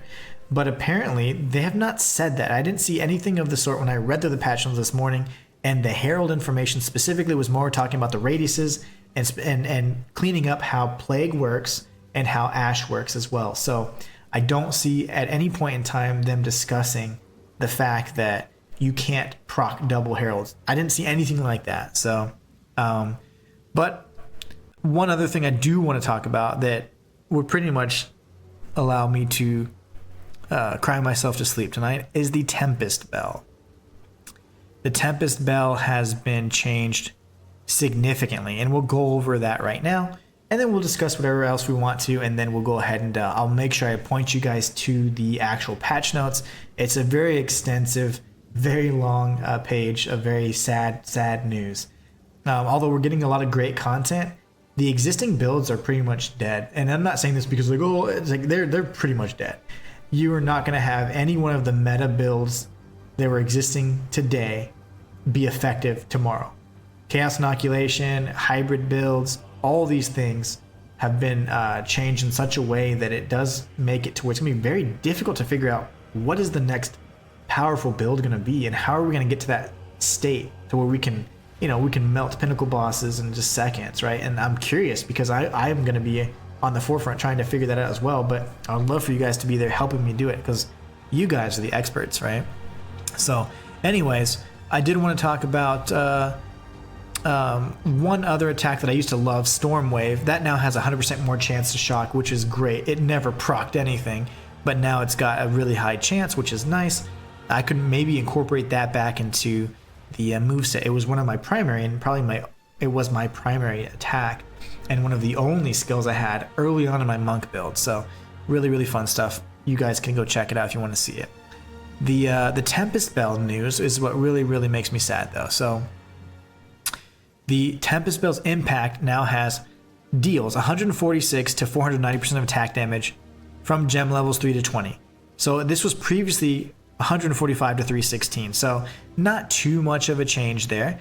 It actually has a little bit more damage range, which is good, but it now requires 10 combo to use. Previously 4. So you only had to hit 4 times and then you could place a bell. Now you have to hit more than twice as much. And for, characters that are relatively quick, 10 hits isn't the end of the world, but that's a lot less time and a lot smaller window to avoid an attack, position yourself appropriately, and place the bell. And the worst part of all is the bell is destroyed after 10 hits at any gem level. This used to range from 10 to 19 hits, and quality could increase it to 27. So I had I think the high, maybe a level 19 bell with 20% quality, and I was able to hit it 27 times before it broke. Now, the bell will be destroyed after 10 hits, no matter what. So that sucks. If you try to use quality on it to increase it, it only adds anywhere from 0 to 2 hits. So, yeah, it sucks. Absolutely sucks. Tempest Bell's Shockwave no longer deals 30% more damage per elemental element afflicting the bell. Instead, here's the 2 things it doesn't add. It doesn't do the 30% more damage per elemental element afflicting the bell, or 60% of the physical damage converted to the corresponding damage type of each elemental element afflicting the bell. Instead, it now gains 30% of physical damage as extra damage of each type, matching an elemental ailment on the bell. It also now deals 60 to 130% of attack damage, whereas before it was doing 96 to 211%. So big nerf there. The fact that the 30% more damage based on a number of ailments and the 60% more physical damage converted to the corresponding elemental type of damage, no longer the case. Huge nerf. Poor Tempest Bells, man. They're going to be paperweights, essentially. The Tempest spell can now only trigger a shockwave every 250 milliseconds, which really sucks because this value is not a cooldown, it's just a strict limit. So essentially, there is no way to modify this. One of the strongest points of my monk build was I would use Eye of Winter on the bell, and that would trigger like 1,000,000 times and cause all kinds of damage and had those shockwaves. Unfortunately, now with the cap of it being able to trigger a shockwave every 250 milliseconds, if I'm doing my math correct, that means they can only trigger 4 times every second. Now, I'm not a mathematician, but I am not a smart man. I'm just kidding. But the whole point is, that's weird, right? So the fact that it can't trigger a shockwave more means that you're not going to be able to do the exponential damage that we were doing and melting the bosses in that video where I destroyed every single boss with the monk. So that sucks. The Tempest spell's limit on number of bells placed is now shared between different copies of the skill. So you can't have it multiple times because, you know, you're a Gemling Legionnaire or something like that, and it just sucks. Here you go. The on-kill effects of Herald skills can no longer trigger from kills caused by Herald skills. There's our no double Heralds. The on-kill effects of Heralds no longer trigger from kills caused by Heralds. So you cannot chain that together. There you go. There we have it. So I'm pretty much going to cry myself to sleep tonight. I don't know about you guys. But other than that, we had a handful of support changes, extensive list. Unique items have been nerfed as well, including the Hands of Wisdom in action.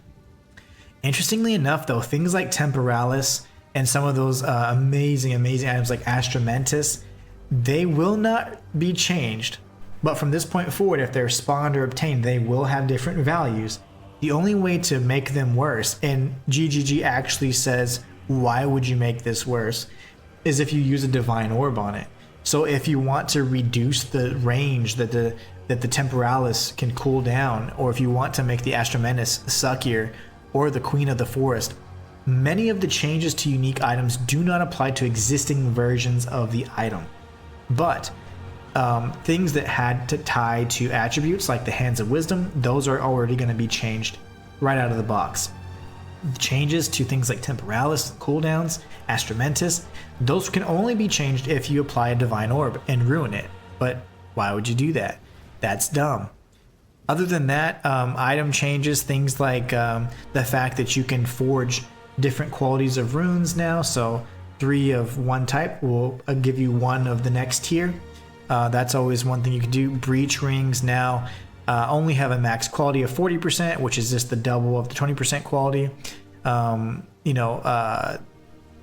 There's just a lot of changes like that unfortunately are not going to take place unless you divine them, which that's a good thing. But the other changes, like anything that's attribute based, that's already addressed and out the window. So I think all in all, a lot of the changes that we saw were interesting, and I think that I do also fear that, how are we going to create that next awesome build, the awesome next set of few characters where every single class had this amazingly strong and powerful end game viable pinnacle boss melting potential.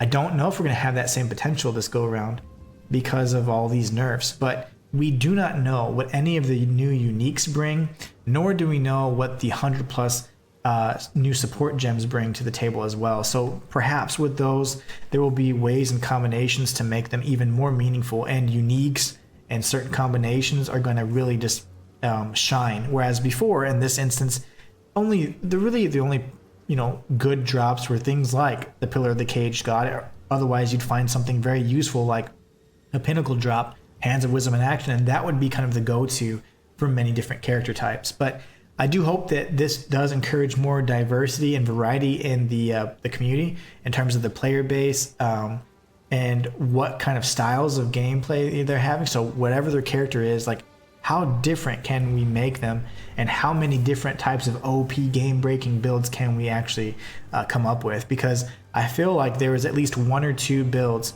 on every single ascendancy for every single class that was incredibly viable, incredibly OP, some of which required tons of currency, others right out of the box you could play it and it was an amazing build. So I hope that I can also bring and contribute to that in some way and make a huntress, a ritualist huntress that can be endgame viable and kick some major ass. But anyways, I really hope that you guys enjoyed this overall summary. There were tons and tons of things that we can still discuss, monster changes and everything else like that. But I do encourage you guys to take a look at the link itself, give yourself a quick read or whatever. But other than that, one thing that I would say is that we covered all the major changes, and I did discuss several examples of how some of the meta builds and popular builds today are going to be impacted. And so hopefully that gave you guys some value. If you did find that it helped you in any way, please be sure to like and subscribe. And more than anything, just come by and say hi in tomorrow's stream. I'll be streaming at 5 p.m. Well, I say tomorrow. I'll post this video as quickly as I can, but April 4th at 5 p.m. I'll be streaming. So I'm streaming I'm recording this right now. It's like 9-10 o'clock. So I just hope that it brought you guys some value and that you guys now have better understanding what to expect. Essentially, a restart is highly recommended. And trying to Frankenstein together existing characters is going to be an absolute nightmare. But I am going to do it, and I hope that you guys are there to watch. Anyways, you guys are awesome. Thank you so much for being the best part of my channel. If one of your characters or any of your characters have been affected, I would love for you guys to put in RIP, rest in peace, RIP, whatever you want to in the comments if your characters were impacted. If not, you can say anything else. My characters were not impacted. I can't think of anything witty because I've been talking for 2 hours. But anyways, you guys are awesome. As I said earlier, thank you so much for being the best part of my channel. And until next time, it's the Inhuman One signing out.